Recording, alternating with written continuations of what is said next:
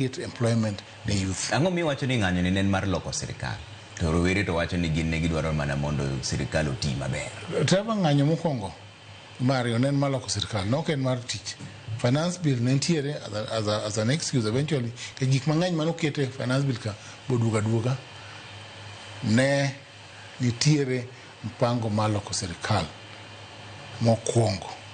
To mane wanomiyo koro president no wiro framework mondo golo go loko sirkande. Eventually omiyo watimo impeachment watimo no kan impeachment itima nono ono ng'e gik madhi mbele sirkal matut ne pango ne mar loko sirkal mokwongo.